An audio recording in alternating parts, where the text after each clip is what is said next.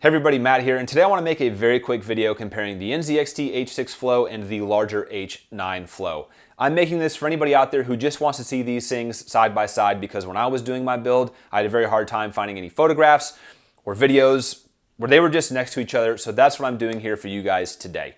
The video is going to be very simple. First off, why do I have both of these? Second, what are the main differences between them? And third, the overall conclusion. So let's go ahead and get right into it. So first off, why do I have both of these cases? Well, a few weeks ago, I decided to buy a new CPU and motherboard, and when I did that, I had to make the decision as to whether or not I wanted to stay with the same case, a Fractal Torrent, and the same CPU cooler setup, which was a Dark Pro 4, or if I wanted to try something new. And shocker, like most of y'all out there, I wanted to try something new. I wanted to try out one of the new dual chamber cases that I've seen so much of the last couple of years, but I also really wanted to try out this, the Arctic Liquid Freezer AIO. Gamers Nexus has reviewed these before. They always seem very high up, if not the very top of the lists of CPU coolers.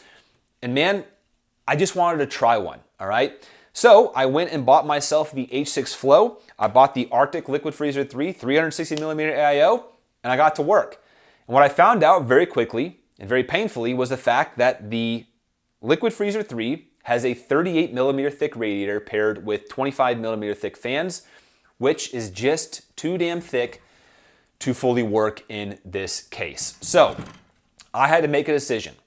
Do I buy a new CPU cooler and all new case fans and rethink the entire thing? Or do I just go up a size in case? And at the time, I just made a decision to buy the larger size of case, which is how I ended up with both of these. Getting into the differences between the two of them, obviously there is a physical difference in terms of the height, which I would say is probably the biggest one. But what you need to know, the main takeaway, is that if my radiator had just been 8mm thinner, everything you see right here would have fit inside of the H6 Flow, which I think is really fucking impressive. And to be honest, it was just a massive bummer. I bought this case, I bought all my components, I was halfway through my build when all of a sudden it just started interfering with my motherboard, it wouldn't fit, and I found out the hard way that you've got 55mm of clearance up at the top of the H6 Flow, the H9 Flow, a lot more forgiving in that regard, all right? In terms of other quick minor details, with the H9 Flow, you have a couple of different options in terms of your fan configurations. Both cases, you can have 3 120mm fans up top, one 120 in the back. You have 3 120s as intake up at the front or on the side on the H9 Flow. The bottom is where you get your differences. So on the H6 Flow, you can only fit 2 140mm fans as intake. On the H9 Flow, you can have 2 140s or 3 120s. I kept everything I had for the H6 and just moved all over to the H9, all right, which is why it looks the way it does. So with both cases, you can have up to a 360mm AIO as an exhaust up top. That's your only option on the H6 Flow. You cannot have an AIO or a radiator up front here as an intake like you can with the H9 here on the front. You can also have one down there on the bottom if you want to. If you can tell, with my motherboard, I've got a little USB 3.0 expansion slot at the bottom. Stuff like that is going to prevent you from basically stacking anything on the bottom of the H6 Flow. They both have a decent amount of storage options, but if you're someone that has an insane amount of SSDs or hard drive disks, you definitely want to go with the H9 Flow. And that's because of the fact that you're going to have to excuse the cable management here. That's due to the fact that you have bays back here for up to 4 SSDs, and you have this hard drive cage over here where you can put 2 of the 3.5-inch old style of hard drives, all right? On the H6 Flow, on the other hand, you have a decent amount less to work with, all right? It does have this cool little cage. You can put 2 SSDs and 1 3.5-inch hard drive in there, but that's pretty much it. You might be able to leave some stuff loose in the background.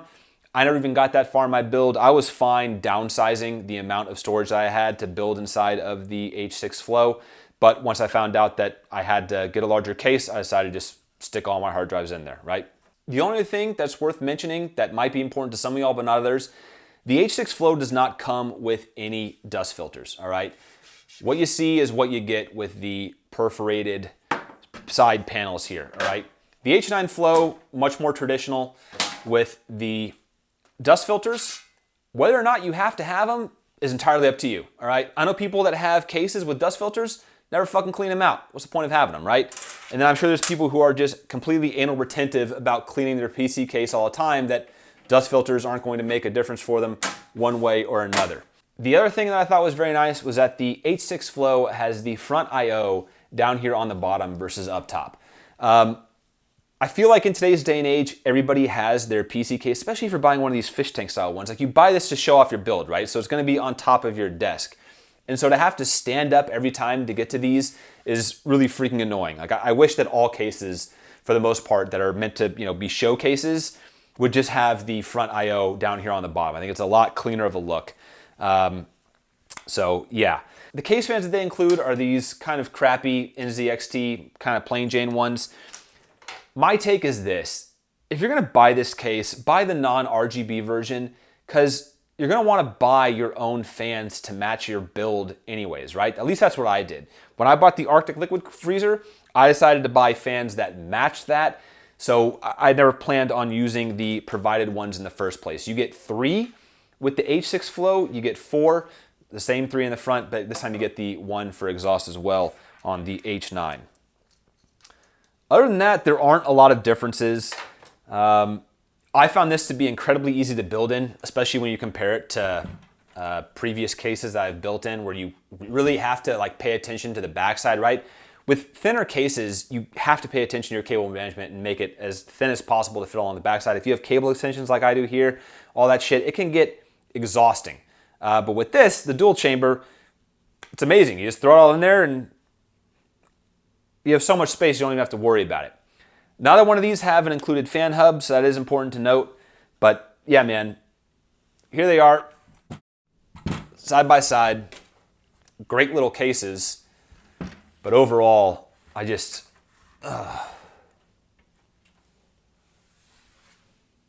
All right, so to wrap it all up, if I could go back in time to make sure all my components fit properly inside of the H6 Flow so I could build inside of this case, I would. That's not to say I don't like the H9. It's just, in my opinion, this thing lacks any personality, all right? Yes, it's larger, whatever, but if you were to walk into my house, you're not gonna know what this is right off the bat like you would with something like the H6 Flow or the Fractal Torrent, whatever, something that has some personality to it, all right?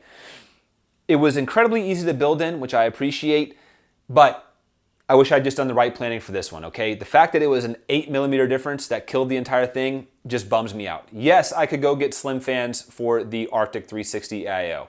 I don't really want to do that. Yes, I could buy a new AIO and new case fans to fit inside of this one.